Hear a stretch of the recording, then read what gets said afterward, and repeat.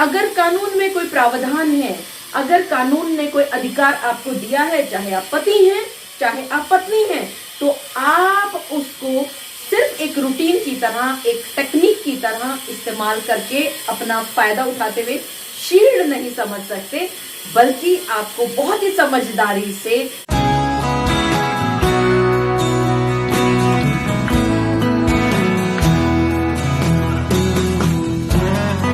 जब आप पति और पत्नी के बीच में मनमुटाव होते हैं और कोर्ट में केस चल रहा होता है, पत्नी ने किसी भी चीज की कंप्लेंट आपके खिलाफ की है, तो पति को समझाने वाले आसपास बहुत सारे लोग मिल जाया करते हैं। जब आप किराए के मकान पर रह रहे हैं और आपकी पत्नी किसी वजह से 2 दिन के लिए 3 दिन के लिए बाहर गई है, तो आपको समझाने वाले बहुत सारे लोग मिल जाते हैं कि फटाफट पीछे से पत्नी का सारा सामान निकाल दे और इस जो टेनेंसी है इसको सरेंडर कर दे, आराम से रहोगे वरना कोर्ट के चक्कर खाओगे। जी हां, आप सभी ने बिल्कुल ठीक समझा। इसी तरह का एक case high court of Delhi तक पहुंचा और उस केस में क्या क्या हुआ, ये आज के इस वीडियो में मैं आप सभी के साथ चर्चा करूंगी। मैं एडवोकेट मोहिनी मोना आप सभी का पुनः स्वागत करती हूं और आप सभी देख रहे हैं अपना पसंदीदा चैनल मोहिनी मोना एडवोकेट। अगर आपने मेरे इस चैनल को अभी तक सब्सक्राइब ना किया हो या आप मेरे इस चैनल के लिए नए हैं, तो इसको जल्दी से जल्दी सब्सक्राइब कर दीजिएगा ताकि आपको इसी तरह के लीगल इंफॉर्मेटिव वीडियोस की नोटिफिकेशन सबसे पहले मिल सके।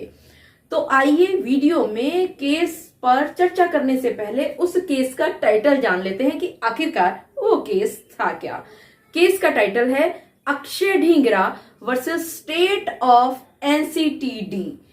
और इसमें जजमेंट आया है अभी हाल फिलहाल 30 दिसंबर 2022 को। इस केस में पति ने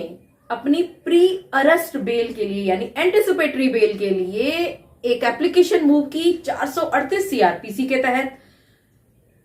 और ये जो एंटिसिपेटरी बेल लगाई गई थी ये उस FIR के खिलाफ लगाई गई थी जो उनकी पत्नी की कंप्लेंट पर दर्ज की गई थी। और पत्नी ने ये लिखा था साफ साफ इस FIR में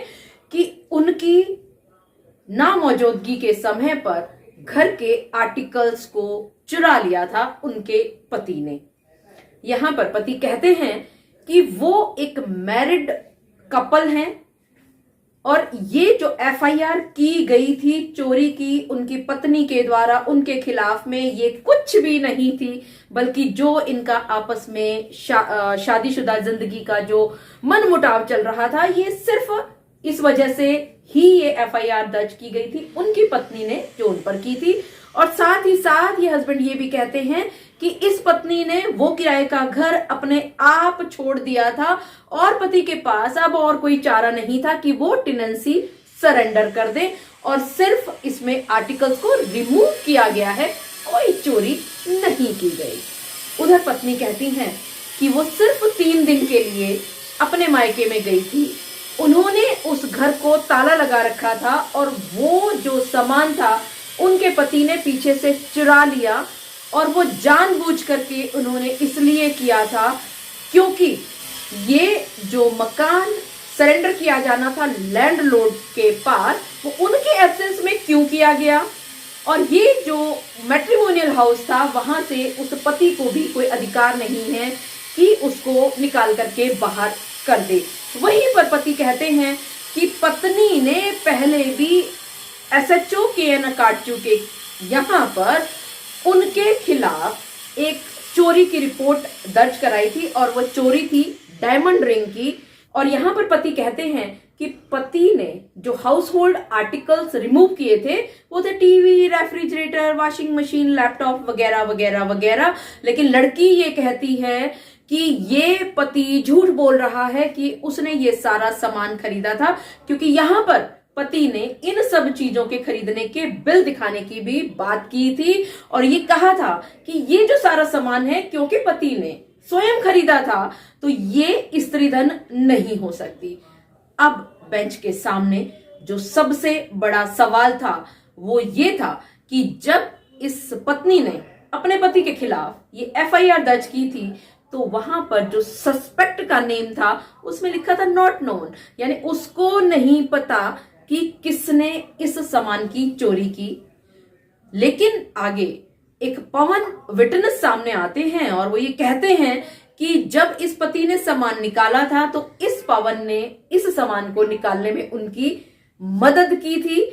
और साथ ही साथ यहां पर ये बात इस स्टेज पर आकर के क्लियर हो जाती है बिल्कुल कि ये जो एप्लीकेंट यानी कि हस्बैंड हैं, इन्होंने इस टेनेंसी को सरेंडर किया था बिना अपनी पत्नी के कंसेंट या नॉलेज के। एप्लीकेंट जहां पर पति है, कानून किसी भी पति को यह अधिकार नहीं देता कि वो स्त्री धन को निकाल करके बाहर कर दें। किसी भी व्यक्ति को यह अधिकार नहीं है कानून के द्वारा कि कोई भी सामान पत्नी का उनकी नामौजूदगी में बाहर निकाला जा सके। और यहां पर जब पत्नी की तरफ से एक कंप्लेंट ऑलरेडी पेंडिंग है तो ये सामान फिर क्यों और कैसे निकाला गया। यहां पर हस्बैंड का सिर्फ यही कहना था कि उन्होंने सिर्फ पुराने क्लोथ्स, पुरानी चप्पलें, सैंडल्स इत्यादि ही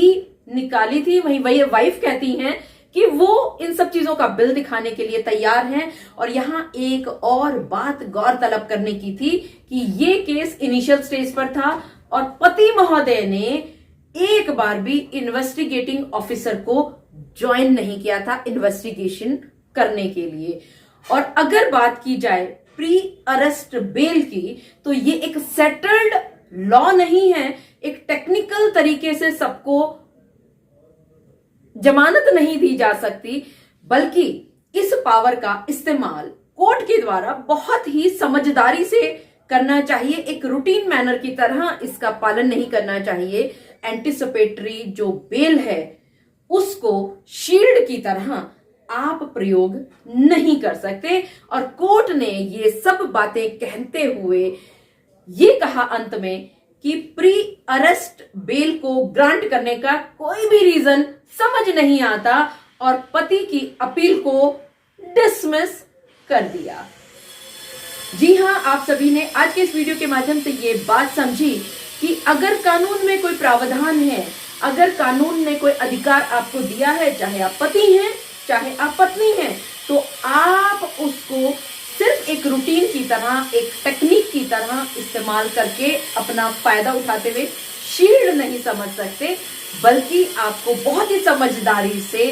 बहुत ही गहन विचार विमर्श करने के बाद ही कोर्ट में किसी एप्लीकेशन को लगाना होगा। वरना हो सकता है आपकी एप्लीकेशन भी उसी तरह से डिसमिस कर दी जाए जैसे अक्षय ढींगरा जी की दिल्ली हाई कोर्ट ने एप्लीकेशन को डिसमिस कर दिया।